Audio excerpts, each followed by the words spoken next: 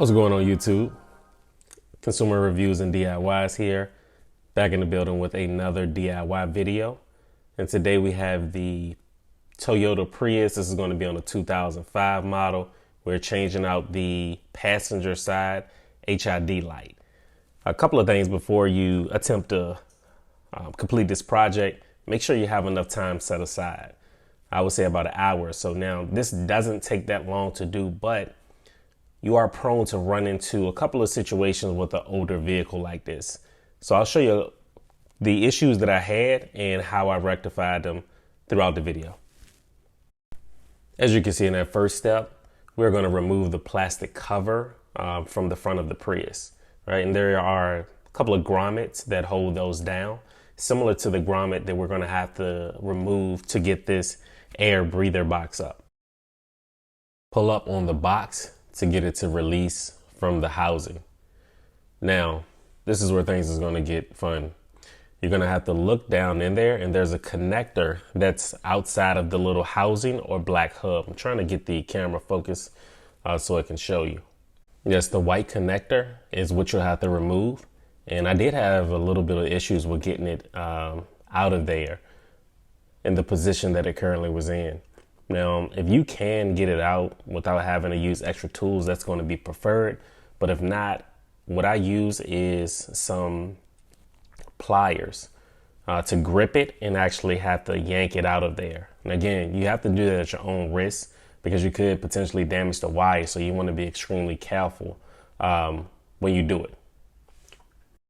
So that was challenge number one, getting the connector off. I mean, I tried and tried, but could not squeeze the tab to get it to release. Problem number two was actually getting a black housing off of the casing to get to the bulb. Again, this is another process that I tried a lot, but couldn't get it to unscrew.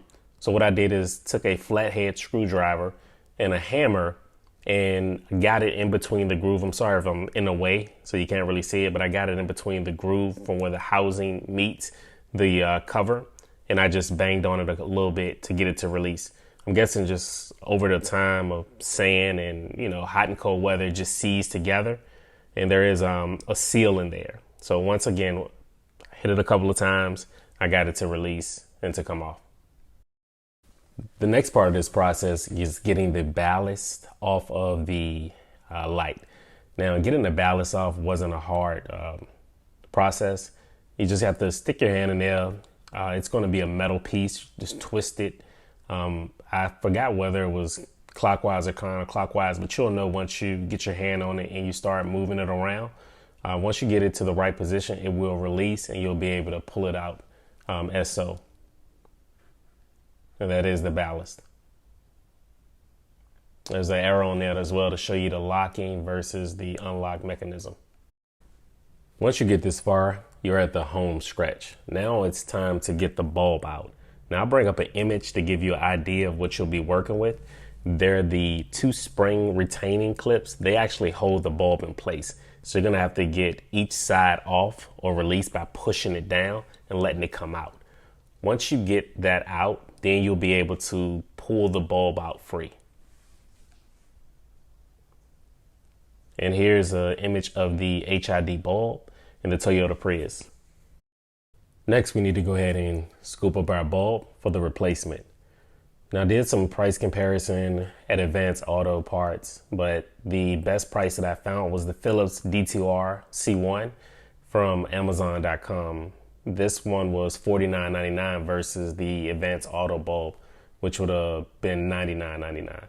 I'm not sure how it's going to perform yet because I've never used it before, but at a 50% price reduction, I'm definitely going to try it out.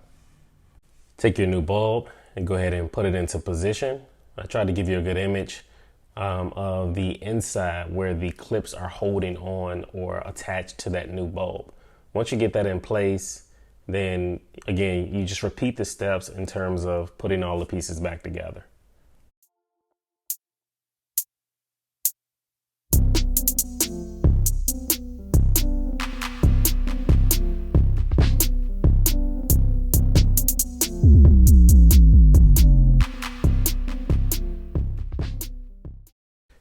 Once you get the connection back on the black housing, then you want to definitely test out your light and make sure it is functioning correctly. All right, so as we can see, the light is working properly. So now we can go ahead and put the air box back. We're going to put that grommet in to lock it down, and then we will put the cover back on, and the job is complete. Let me know if you have completed this DIY before. Like, comment, and subscribe to the video for additional content. This is your guy, Consumer Reviews and DIYs, signing out until the next time.